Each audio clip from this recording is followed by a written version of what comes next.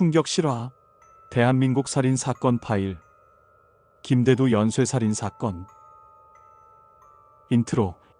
야수의 그림자. 1975년 가을, 대한민국 전역을 공포에 빠뜨린 이름이 있었습니다. 김대두. 아이부터 노부부까지 누구도 가리지 않고 공격했던 남자. 유영철 등장 이전까지 대한민국 최다 살인 기록을 남긴 연쇄살인범. 하지만 질문은 남습니다. 어떻게 한 사람의 인생이 17명을 죽이는 괴물로 변했는가? 이 이야기는 빈곤과 상처, 사회의 외면 속에서 만들어진 한 인간의 비극이자 한국 범죄사에 남은 암흑의 기록입니다. 제1장. 소년 김대두, 버림받은 사춘기. 1949년 전남 영암의 시골 마을. 가난한 농가의 장남으로 태어난 김대두는 어릴 때부터 학교와는 거리가 먼 아이였습니다.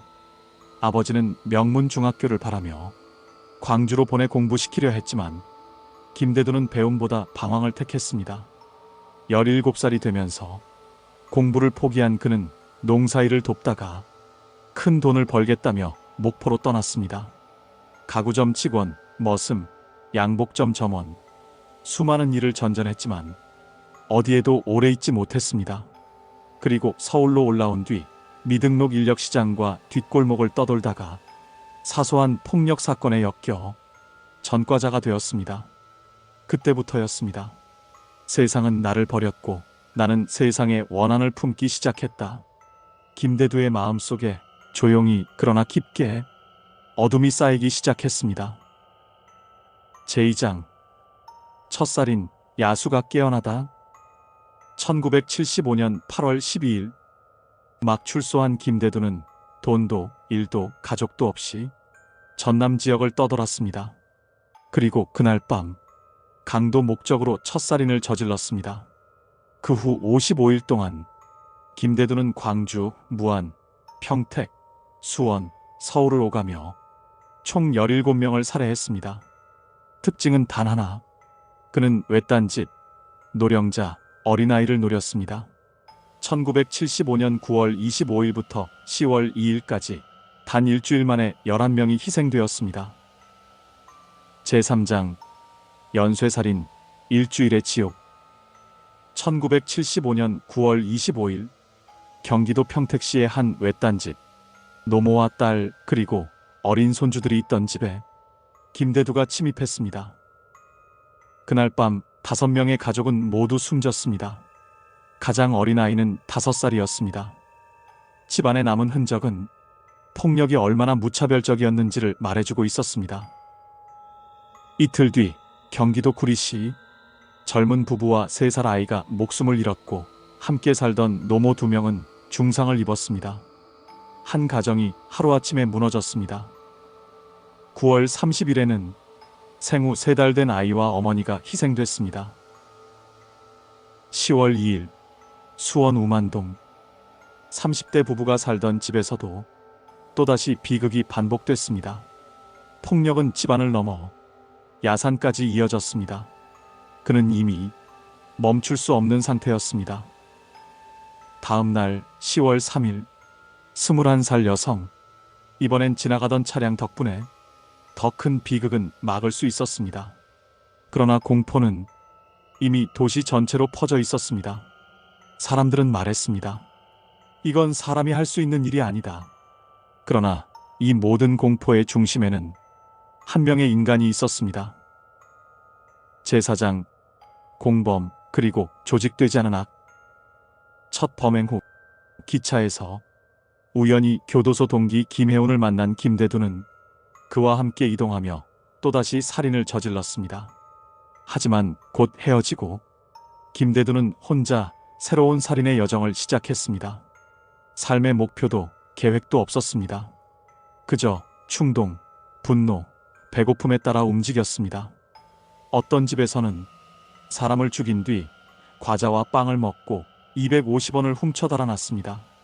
어떤 집에서는 사람을 죽이고 고추 15근을 들고 나오기도 했습니다. 그의 범죄에는 경제적 목적조차 명확하지 않았습니다. 그저 살아온 대로 버림받은 인생 그대로 무너지고 있었을 뿐입니다. 제5장 검거 어리석음이 가져온 끝.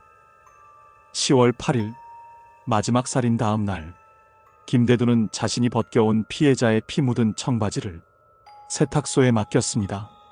친구와 싸웠어요. 코피가 좀 많이 났습니다. 하지만 피는 너무 많았고 세탁소 직원은 의심을 품었습니다. 곧 바로 신고했고 출동한 경찰에 의해 김대두는 체포됐습니다. 초기 조사에서 그는 친구와 싸우다가 코피를 좀 흘렸습니다. 그러나 곧 말을 바꿨습니다. 동네 불량배들에게 맞아서 그렇습니다. 그는 이렇게 진술을 계속 바꿨습니다. 그러다 갑자기 다른 말을 했습니다.